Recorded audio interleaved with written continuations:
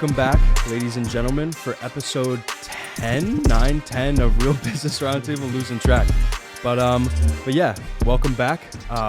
What are we talking about today?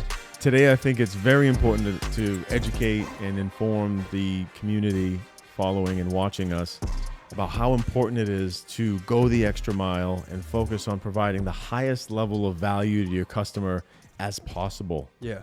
Not talking about what's written in a contract, talking about going that extra mile to make your customers feel warm and fuzzy. It's very, very important. Mainly for service-based businesses. Yeah. You have some kind of consultancy or any kind of service. When you bring on that client, you want them to feel cared about. You want them to feel like you're going to go the extra mile because the reason why they hired you is to solve a problem, to provide value, to fix something. And typically what happens in the business world is where someone will sign up for a service, say whatever, an accounting service or something. The problem is a lot of people will just focus on, what's on this contract, what's written here is exactly what I'm going to do for you. What I'd like to educate everyone on today is about not focusing so much on what's on the contract, going above and beyond what their expectations are. Yeah. So now imagine like you run a service-based business and you do an exceptional job on whatever's on the contract. Now that client, that customer is going to be very happy. They're going to be satisfied.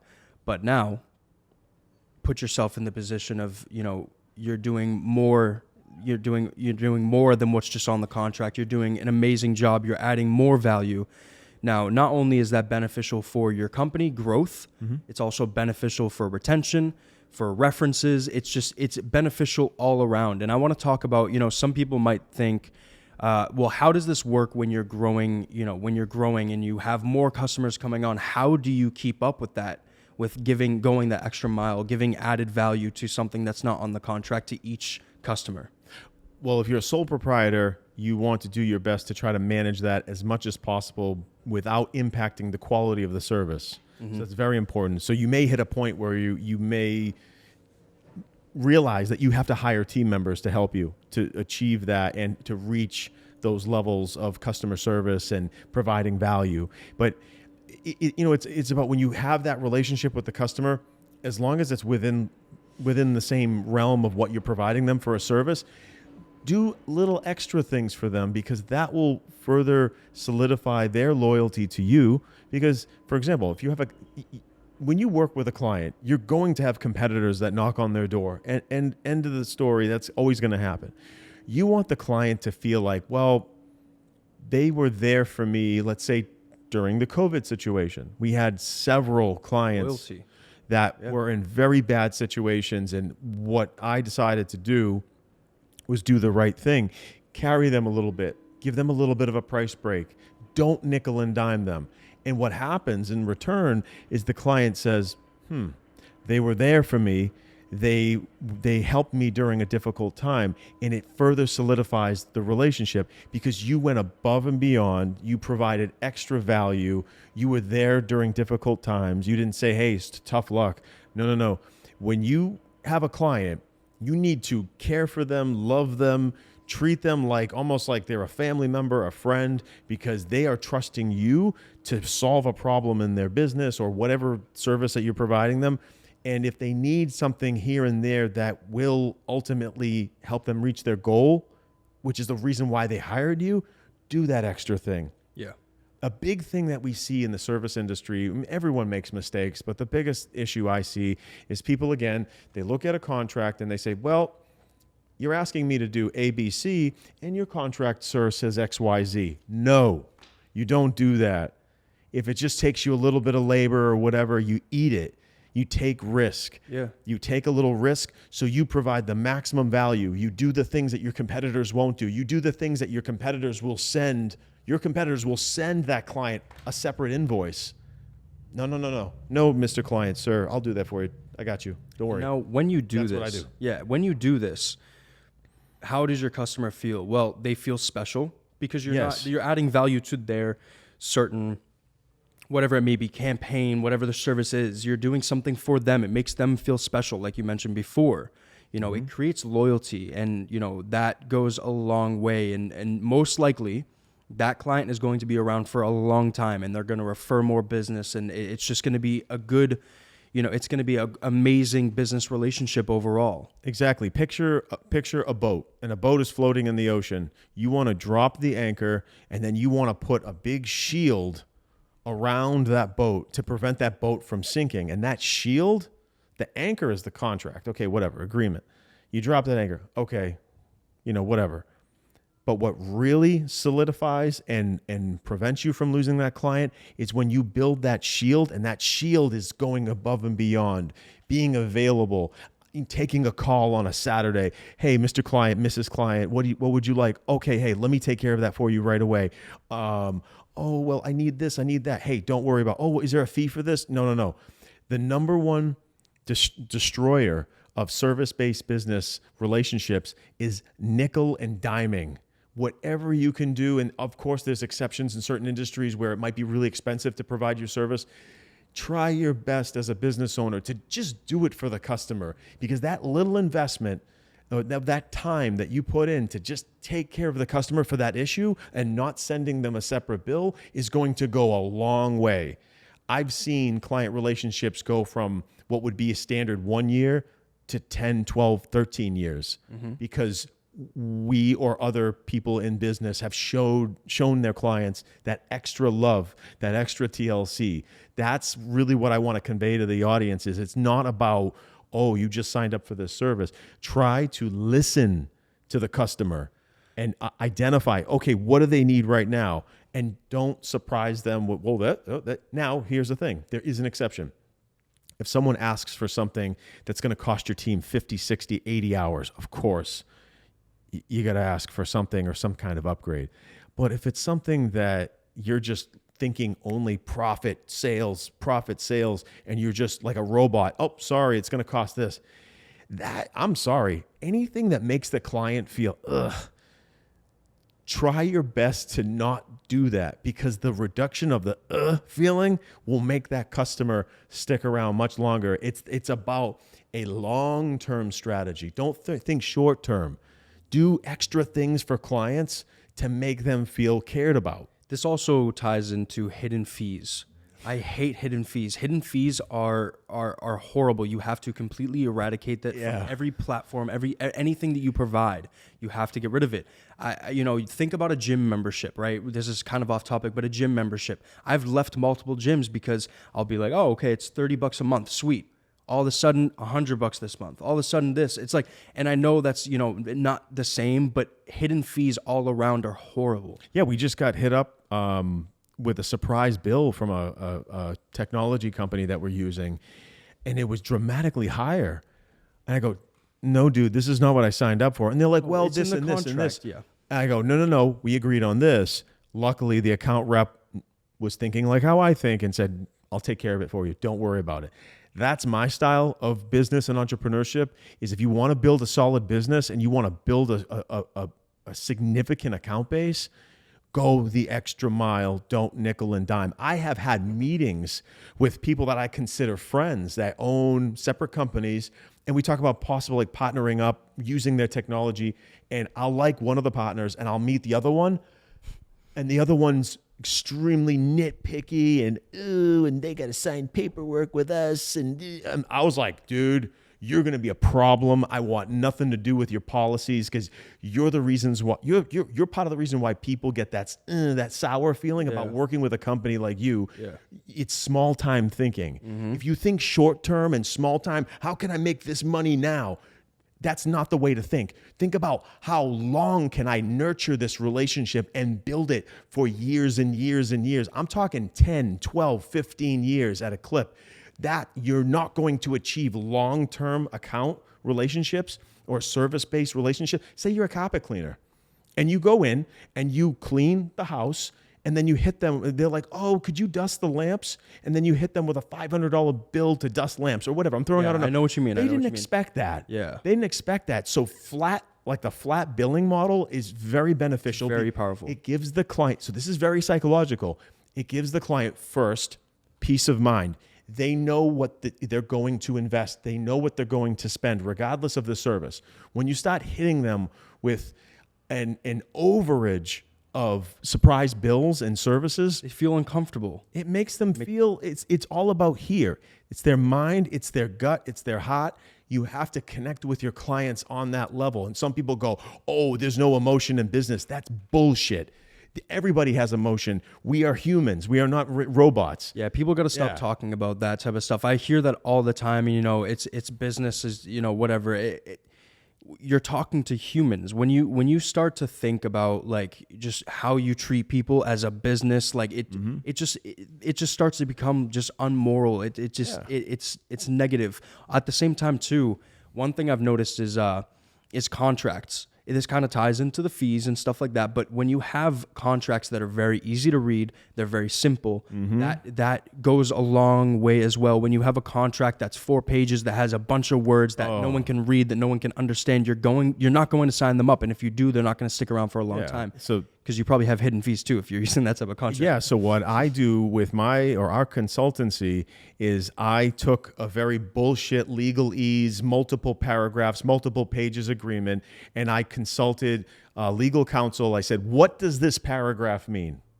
"Well, it means XYZ. I said, "You know what? I'm just going to write XYZ in one friggin' sentence that the average person can understand and read."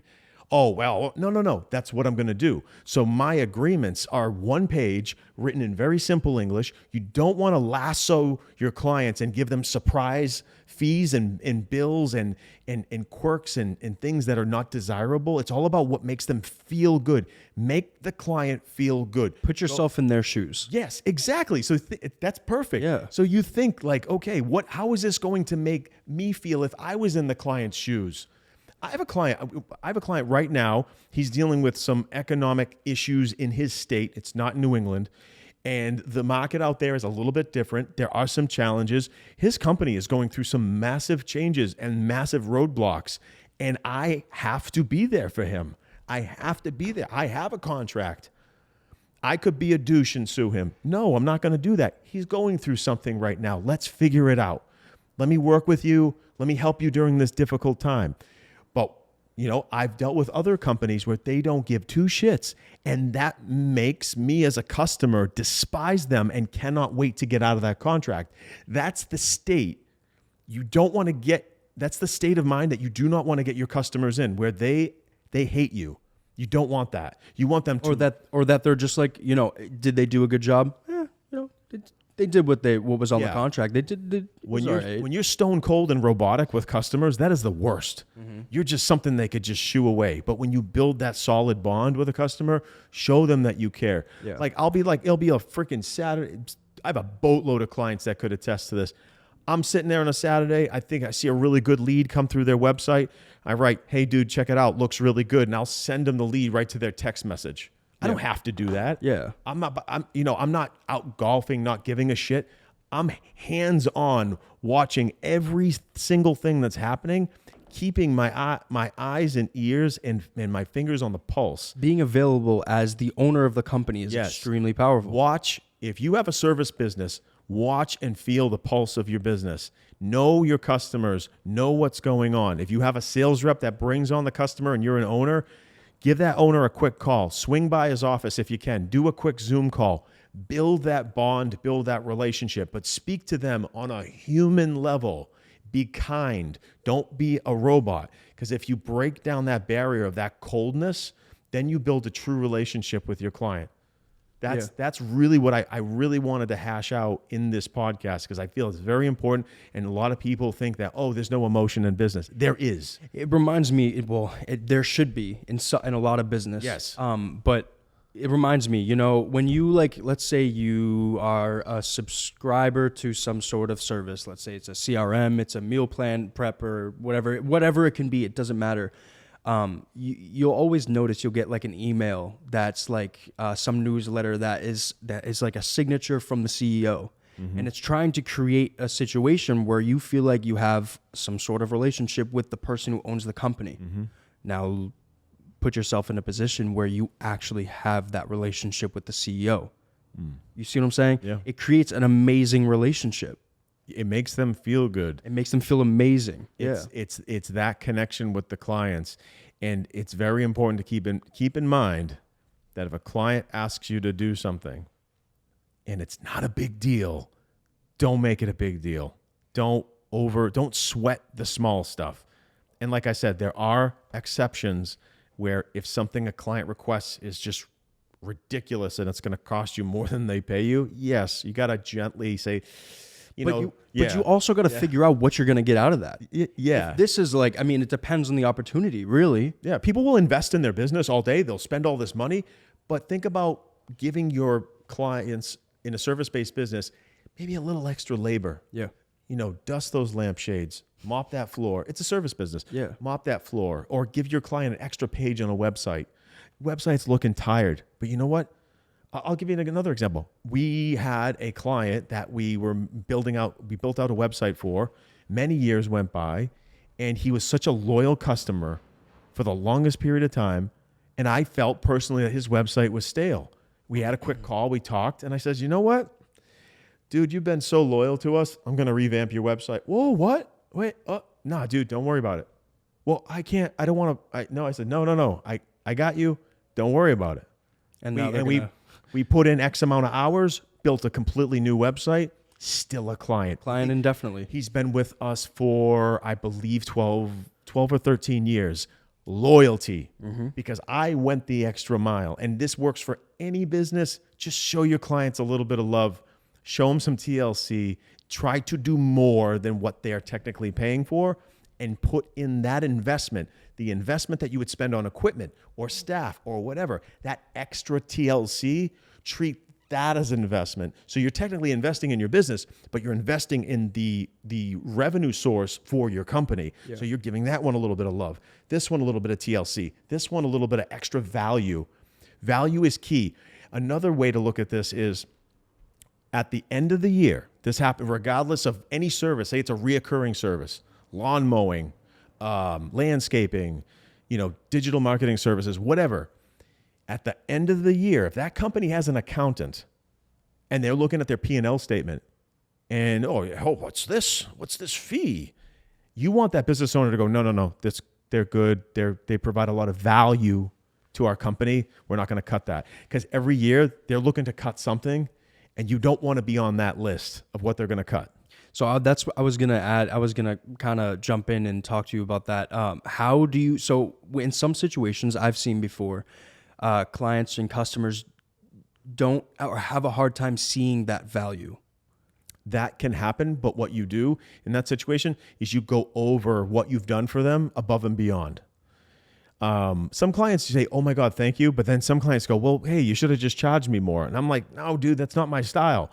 I don't want to burden you with more expenses or add to your overhead. I want to show you that I appreciate your business and I'm going to go the extra mile. I want to do that. Mm-hmm. I do it all the time. I've had clients that, they were in a situation where they kind of couldn't afford something.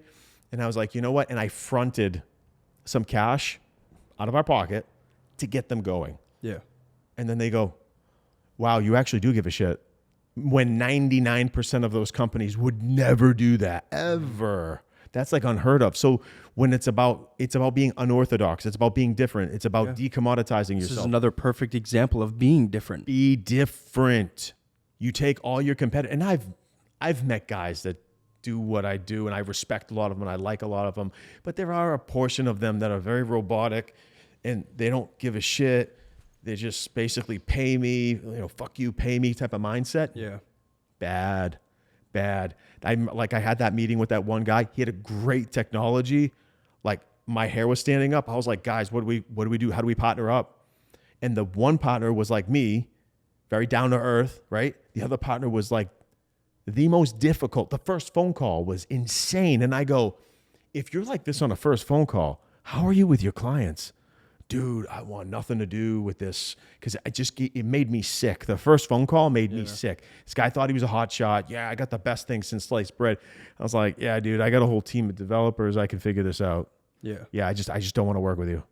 I get what you're saying. So, no.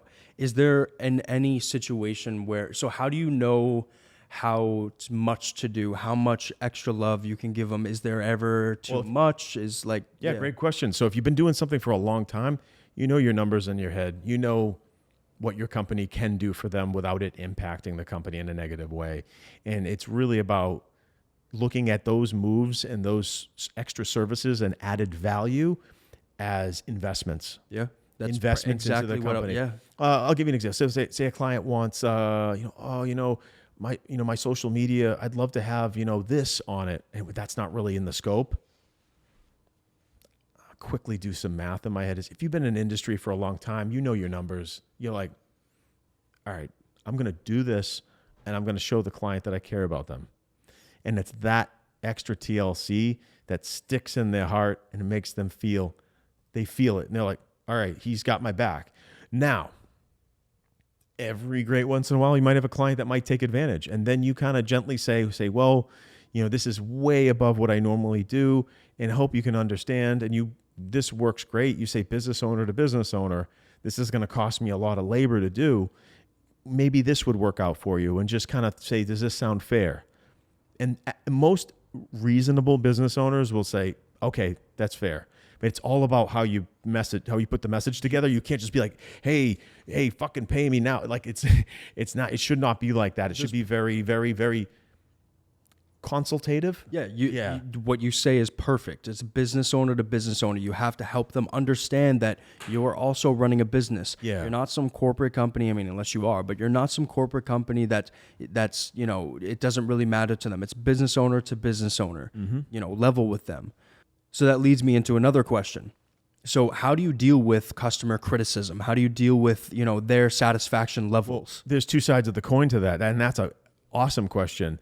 Sometimes customer criticism is from a customer that does not have the experience related to the service being provided, and they don't really know what they're getting. That's where it becomes a little bit difficult, especially in the providing service that we're in. There's two sides of the coin. So we have done projects for people who have never done this stuff, show them insane numbers, insane growth, and they're kind of like, oh, well, they're critiquing things, and you're like, let us do our job, let us do our stuff. And then sometimes they might say something, let's say another consultant in the similar industry or same industry whispers in their ear, and then they say that to you, and you're like, well, who you been talking to? Because that person is like 10 years behind on their strategy. That's not really done anymore. And they're like, well, you're not doing this. And I'm like, okay, you're talking to someone that's extremely dated, and we have to show proof. We have to furnish proof why that's not relevant anymore, because that person knocking on their door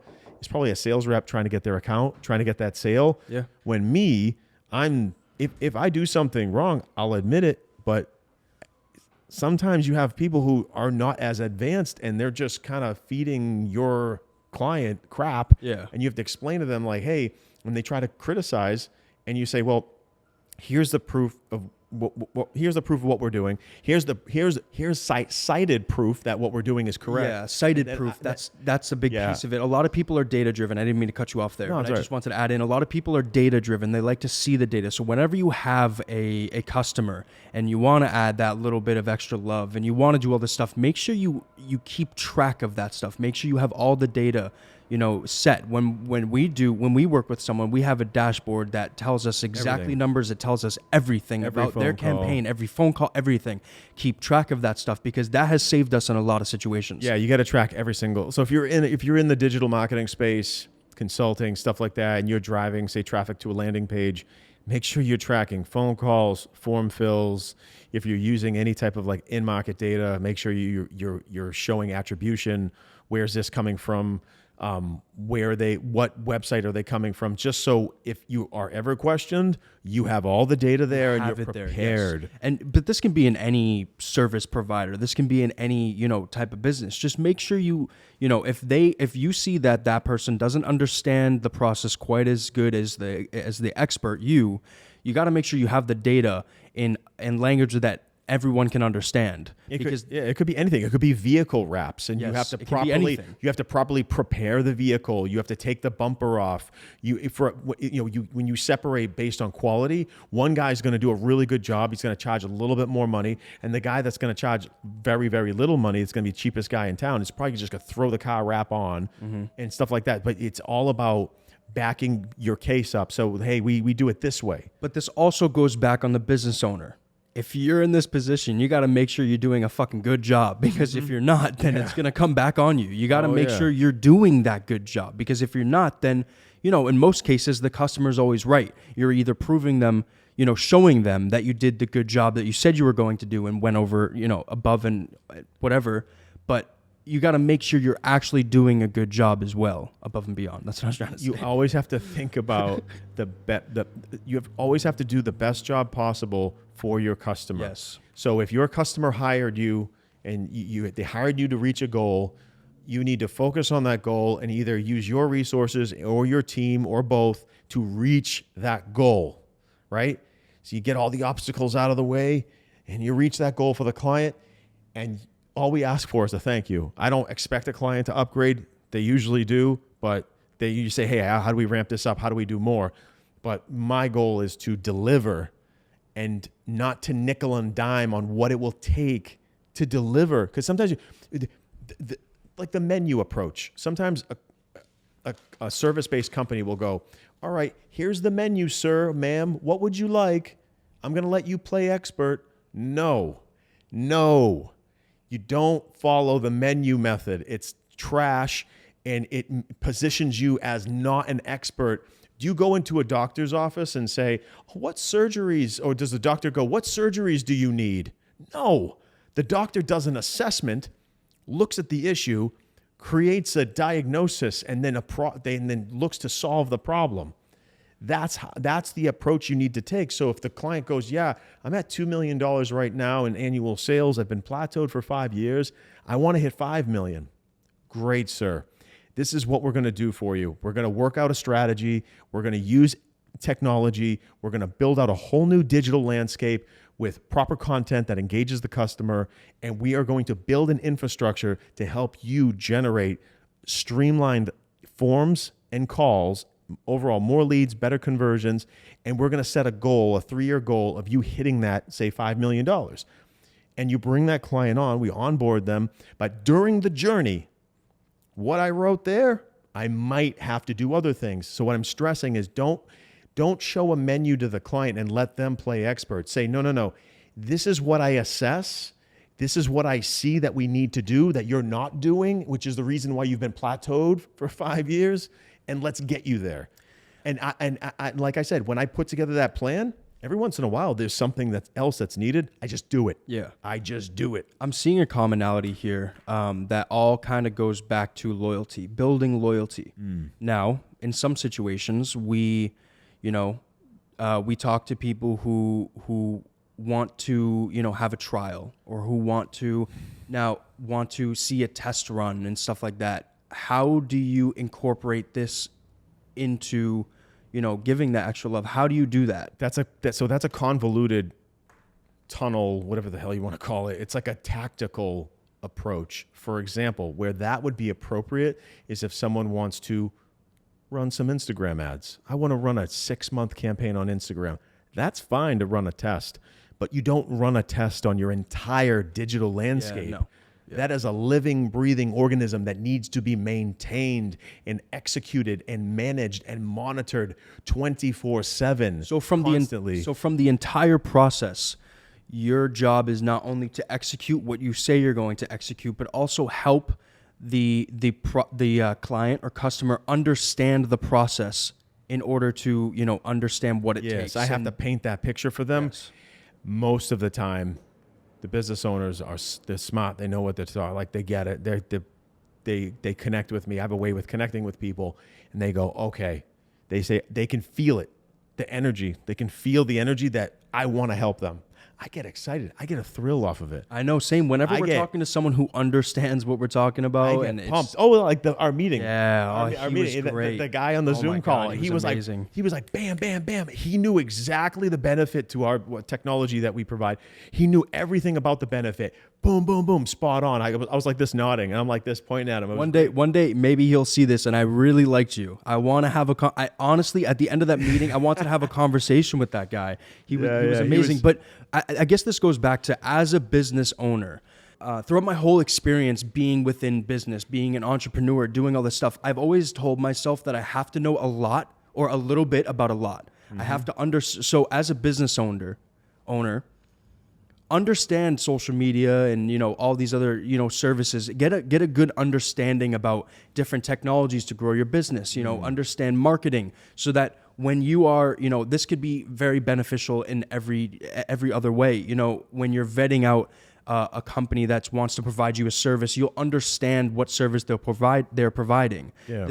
I want business owners to kind of, There is an issue with, and I always try to stress when I'm speaking to a potential client, and let's say there's a marketing manager there, I always stress, I'm on your team. Yes. I'm on your team. I'm not trying to step on your toes. I want to accelerate what you're trying to get done. So traditionally, a lot of small businesses will make the mistake of hiring one marketing person. They put everything on their plate. Mm-hmm. That one person, you probably heard me say this before, that one person has 2 hands, 2 eyes, 1 brain. They can only do so much in an 8-hour day, and they're responsible for just marketing. Oh, they do everything. 9 times out of 10, that person is overwhelmed. They're overwhelmed. They don't want to say that. They're like completely pushed against the wall. When we come in, we want to work with them seamlessly. Maybe they'll learn some stuff. And we will work together as a team to accelerate what they're trying to get done. It's very, very important for small business owners to know that when we are bringing value to the table, if you have an internal person, we want to connect with them. Yeah, I don't want this to turn into too much like a sales pitch stuff, but listen. I want to go back. Born to sell. No, it's okay. I want to go back to what we were originally saying. So, some people may say, it just comes out naturally. I'm sorry. Some people may say, they may have objections to providing more value to their clients and stuff.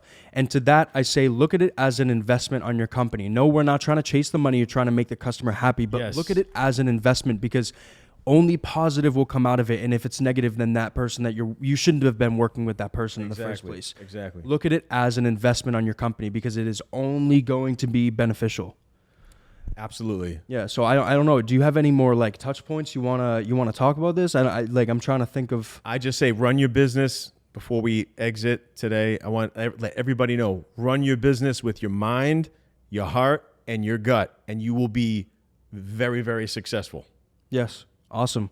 All right. Well, yeah. I think today might be a little bit of a shorter episode, but I don't have any problem with that. I think we added a lot of value today. I think people will enjoy it. Yeah. All right. Well, like I always say, thank you so much for joining us today on another episode of the Real Business Roundtable.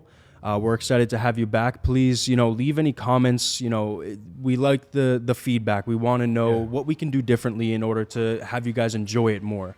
Like, follow, subscribe, turn on the bell notification so that you get notified every time we post. And we'll see you next time. Yes, thank you. Peace.